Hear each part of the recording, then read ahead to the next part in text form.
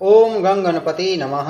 नमस्कार दोस्तों, स्वागत है आप सभी का हमारे चैनल भक्ति ज्ञान में। दोस्तों, आज मैं आपको भगवान गणेश जी की कहानी सुना रहा हूँ। एक समय की बात है, एक छोटा सा लड़का था। वह शुरू से ही गणेश जी का परम भक्त था। वह अपने पूरे मन से गणेश जी की पूजा अर्चना किया करता था। एक दिन वह अपनी माँ से झगड़ा करके और यह कहकर घर से निकल जाता है कि माँ, आज मैं विनायक जी से मिलकर ही आऊंगा। एक समय बाद वह घर से काफी दूर पहुंच गया। वहां पास ही में एक जंगल था। वह लड़का वहां जाकर विनायक जी को जोर जोर से पुकारने लगा, लेकिन उसे विनायक जी कहीं नहीं मिले। धीरे धीरे अंधेरा हो गया। वह जंगल में अकेला हो गया। उधर दूसरी ओर भगवान श्री गणेश जी यह सब देख रहे थे। उन्होंने सोचा कि यह लड़का मेरे नाम से अपना घर छोड़ा है। अगर मैंने इसे सही सलामत घर नहीं भेजा तो इसे जंगल के जानवर नुकसान पहुंचा सकते हैं।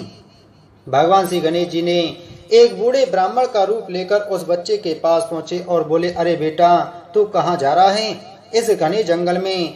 तब वह बच्चा बोला, मैं विनायक जी से मिलने जा रहा हूँ बाबा। भगवान श्री गणेश जी बोले, बेटा, मैं विनायक हूँ। तब लड़के ने तुरंत उनकी बात काटते हुए कहा, नहीं नहीं, आप विनायक जी नहीं हो, आप तो एक ब्राह्मण हो। भगवान श्री गणेश अपने वास्तविक रूप में आकर उस बच्चे को दर्शन दे देते हैं। लड़का विनायक जी को देखकर बहुत खुश हो गया, उनको प्रणाम करता है। भगवान श्री गणेश जी कहते हैं, बालक, तुझे मुझसे जो मांगना है मांग ले, लेकिन एक ही बार में मांग लेना। लड़का बोला, मन मांगू या धन मांगू, या 9 मंजिला महल मांगू, या फिर 2 सोने के हाथी मांगू, या हीरे मोती, या उनको पहनने वाली गुलाब से फूल सी मांगू।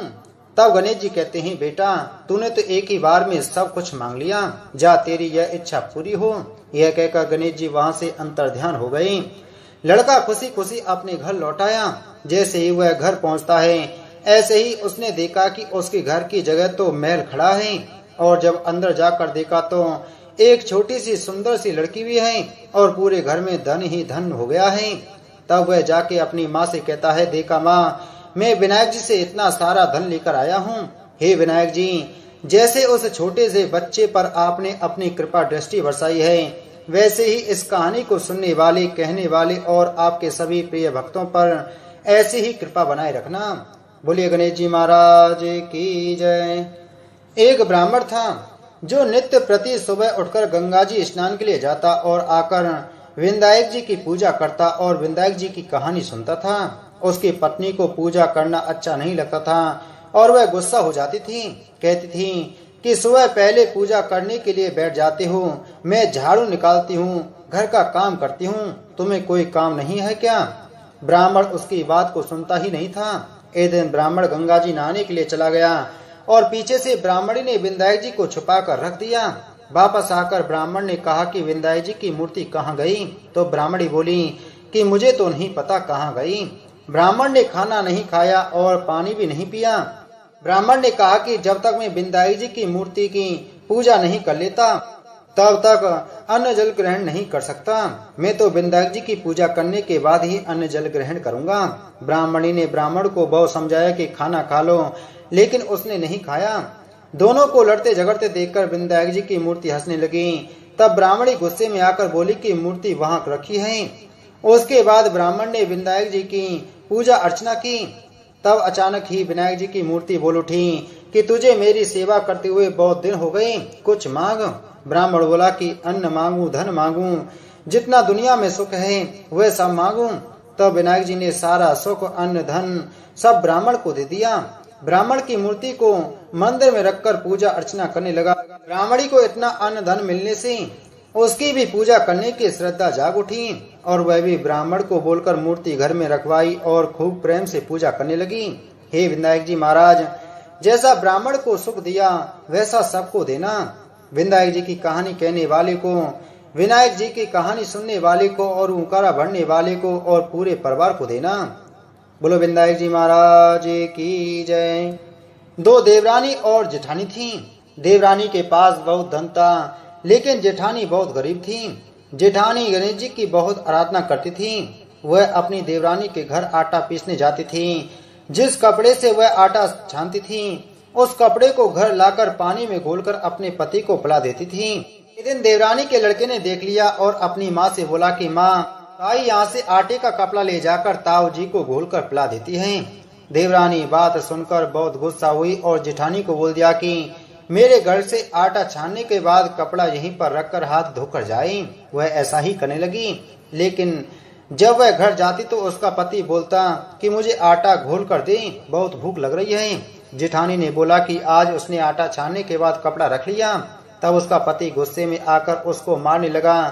उस रात वह गणेश जी करती सो गई। गणेश जी आए और उन्होंने पूछा कि क्यों रो रही है। उसने कहा कि मैं देवरानी के आटा छानने के कपड़े को लाकर मैं अपने पति को घोलकर पिला देती थी। आज उसने कपड़ा रख लिया, मैं पिला नहीं सकी, इसलिए मेरे पति ने मुझे मारा है। गणेश जी ने कहा कि मैं घर घर से तिलकुटा खाकर आया हूँ, इसलिए मुझे शौच जाना है, कहाँ पर जाऊँ। उसने कहा कि महाराज बहुत जगह पड़ी है, कहीं पर भी चले जाओ। गणेश जी सोच करके वहां से चले गए। थोड़ी देर बाद जब उसने उठकर देखा कि सारा घर तो हीरे से जगमगा रहा है, वह धन को इकट्ठा करने लगी तो देवरानी के घर जाने में देर हो गई। देवरानी ने लड़के को भेजा कि देख कर आओ आज ताई क्यों नहीं आई। लड़के ने आकर देखा कि ताई के घर में तो बहुत सारा धन हो रहा है। उसने जल्दी से आकर अपनी माँ को बताया। देवरानी दौड़ी दौड़ी आई और पूछा कि तेरे यहाँ इतना धन कहाँ से आया। तब जेठानी ने सारी बात बता दी। इतनी सुनकर देवरानी घर पर आई और अपने पति से बोली कि मुझे भी लकड़ी से मारो। जेठानी के पति ने उसे लकड़ी से मारा था, उसके घर बहुत धन हो गया। उसका पति बोला कि तू धन की भूखी क्यों मार खाती है, लेकिन वह नहीं मानी। उसके पति ने उसे खूब मारा। वह सारा मकान खाली करके गणेश जी का नाम लेकर सो गई। गणेश जी आए और बोले कि मैं घर घर से तिलकुटा खा कर आया हूँ, इसलिए मुझे शौच जाना है, कहाँ पर जाऊँ। तब वह बोली कि महाराज मेरे तो बहुत बड़ा मकान है, कहीं पर भी चली जाओ। गणेश जी शौच करके वहां से अंतर ध्यान हो गई। थोड़ी देर बाद वह उठकर देखने लगी तो उसने देखा कि घर में बहुत सारा कूड़ा कचरा रखा हुआ है। यह देखकर वह बोली कि महाराज आपने तो मेरे साथ कपट किया है। जेठानी को तो इतना सारा धन दिया और मुझे कूड़ा करकट दिया है। गणेश जी वहां पर आए और बोले कि तू धन की भूखी मार खाई और वह धर्म की भूखी। देवरानी बोली कि महाराज यह सब कूड़ा कचरा समेटो, मुझे तो धन नहीं चाहिए। तब गणेश जी ने कहा कि तेरे पास जितना धन है उसमें से आधा जेठानी को दे दे, तब यह सब कूड़ा कचरा समेट लूंगा। देवरानी ने जब अपने धन में से आधा धन जेठानी को दिया, तब गणेश जी ने अपनी सारी माया समेटी। हे गजानन गणेश जी महाराज, देवरानी को दिया वैसा किसी को मत देना, जेठानी को दिया वैसा सबको देना। विनायक जी की कहानी कहने वाले को, विनायक जी की कहानी सुनने वाले को, हुंकार भरने वाले को और पूरे परिवार वालों को देना। बोलो गजानन गणेश जी महाराज की जय।